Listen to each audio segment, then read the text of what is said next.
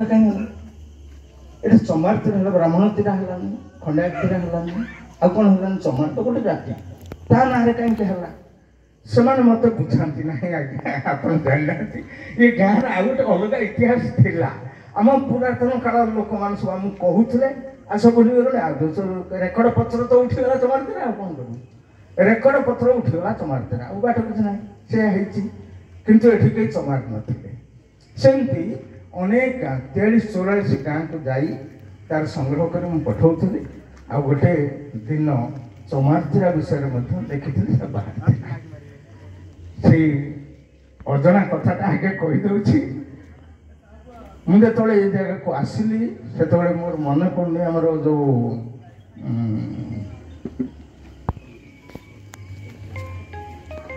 ହଁ ଆମ ସେ ତ ହିସାବରେ ଗାଉଁଲି ହିସାବରେ ସମୁଦି ହେବେ କାର୍ତ୍ତିକେଶ୍ୱର ନାୟକ ନାଇଁ କାର୍ତ୍ତିକେଶ୍ୱର ତାଙ୍କ ଘରେ ମୁଁ ପହଞ୍ଚିଲି ଏବଂ ତାଙ୍କ ଘରେ ଜଣେ ବୁଢ଼ା ଥିଲେ। ମୁଁ ମାନେ କହୁଛି ପାଖାପାଖି 10-12 ବର୍ଷ ତଳର କଥା। ସେତେବେଳେ ଜଣେ ବୁଢ଼ା ଥିଲେ ସେଠି। ତାଙ୍କ ସହିତ ଯେତେବେଳେ କଥା ହେଲି, ସେ କିନ୍ତୁ କୋଉ ବାଟରେ ମତେ ସନ୍ତୁଷ୍ଟ କରିପାରିଲେ ନାହିଁ ଯେ ଗାଁ ନାଁଟା କାହିଁକି ଚମାର ତୀର ହେଲା, ଗାଁଟା ନାଁ କାହିଁକି ଚମାର ତୀର ହେଲା। ସେ କୋଉ ବାଟରେ କିଛି କହିପାରିଲେନି। ସବୁ ଜାଗାରେ କ'ଣ କହିପାରିବେ? ସମସ୍ତେ କହିପାରିବେନି। ଆଉ ସବୁ ଗାଁରେ ଜଣେ ଜଣେ କେହି ଜ୍ଞାନୀ ଲୋକ ନାହିଁ ଯେ ସେ ଗୋଟେ କ'ଣ ମନକୁ ବାହାର କରିକି ଗୋଟେ କ'ଣ କରିଦେବ, ସେ କରିପାରିଲେ। କ'ଣ ହେଲା? ପାଲା ହବ। ତେବେ ମୁଁ ବଡ଼ ଅଡ଼ୁଆରେ ପଡ଼ିଗଲି ଯେ ଆକାଶବାଣୀକୁ ଦେବି କ'ଣ? ଚମାର ତୀର ତ ଦେବି ନା, ଲେଖା ଆରମ୍ଭ କଲେଣି, କ'ଣ କରିବି? ସେତେବେଳେ ମୋ ମୁଣ୍ଡରେ ଭଗବାନ ଗୋଟେ ବାଟ ବତେଇଲେ, କହିଲେ ଏ ଗାଁଟା ଚମାର ତୀର। ମୁଁ ଚିନ୍ତା କଲି କ'ଣ ହେଇପାରିବ।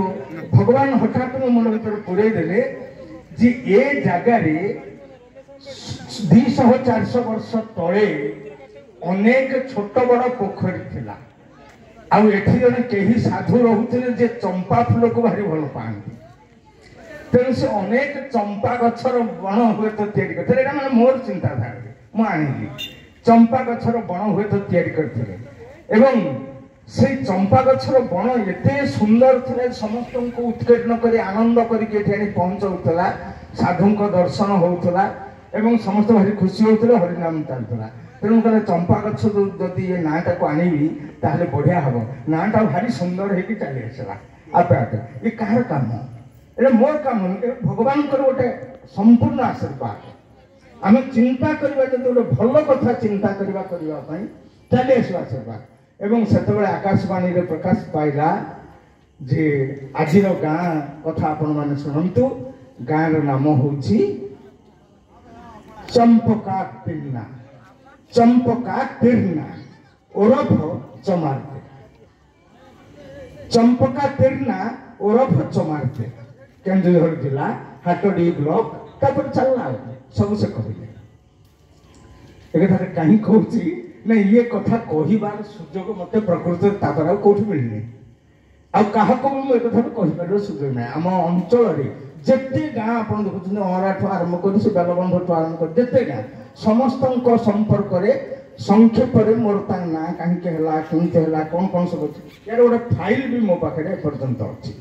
46ଟା ଗାଁର ଫାଇଲ ବି ଅଛି ଏବଂ ସେଗୁଡ଼ିକ ସବୁ ପ୍ରକାଶ ପାଇଥିଲା। ତେଣୁ ମୋର ମନେ ଆଜି ହେଉଛି ଯେ ବୋଧହୁଏ ଆମେ ସମସ୍ତେ ଭାଗ୍ୟବାନ ଯେ ଗୋଟେ ଜାଗାରେ ଏଭଳି ଭାବରେ ଚମ୍ପା ଫୁଲର ବଣ, ଯୋଉଟା ମୁଁ ଚିନ୍ତା କରି କଲି ଯେ ଚମ୍ପା ଫୁଲର ବଣ ଥିବାରୁ ୟାର ବାସନା ଏତେ ଉଦ୍ଧକୁ ଉଠୁଥିଲା ଯେ ୟା ନାଁ ଚମ୍ପକ ତୀରା ହେଇଯାଇଥିଲା, ଚମ୍ପକ ତୀର୍ଣ୍ଣା ହେଇଯାଇଥିଲା, ସେ ଚମାର ତୀର ଆସିଗଲା। ଆଜି ଏ ଜାଗାରେ ଇଏ ପାଲା ସମ୍ମିଳନୀ ଠିକ୍ ସେୟା ହିଁ ହେଲା। ଆମେ ସମସ୍ତେ ସେଇଭଳି ଭାବରେ ଉତ୍ଫୁଲ୍ଲିତ ହେଇଗଲୁ ଏବଂ ଏତେ ଗୋଟେ ସୁନ୍ଦର କାର୍ଯ୍ୟକ୍ରମ। ଗୋଟେ ଛୋଟିଆ ଗାଁ, ହାତ ଗଣିତରେ କ'ଣ ଅଣାମ ସମିତି କେଇଟା ଘର ହବ? କ'ଣ 10-12-15ଟା ଘର। 10-15ଟା ଘର ଭିତରେ ଗୋଟେ ପାଲା ସମ୍ମିଳନୀ କରେଇବାର ଯୋଉ ଉନ୍ମାଦନା, ଇଏ କୋଉଠୁ ଆସିବ? କେବଳ ମାତ୍ର ଏ ଗ୍ରାମର ଯେଉଁ ଅବସ୍ଥିତି, ପ୍ରଥମ ଅବସ୍ଥିତି, ଇଏ ତାକୁ ଉନ୍ମାଦନା ଦେଇଛି।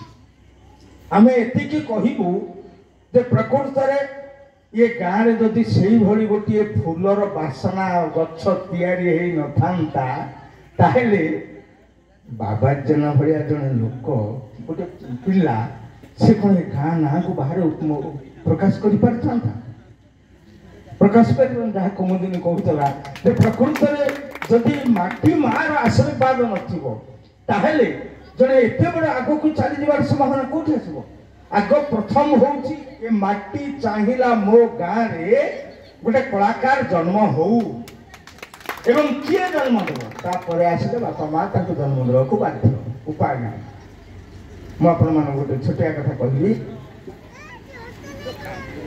रत्नाकर मो संपर्क में किसी कहले रवींद्र भी बहुत कथा कहला अपन देखु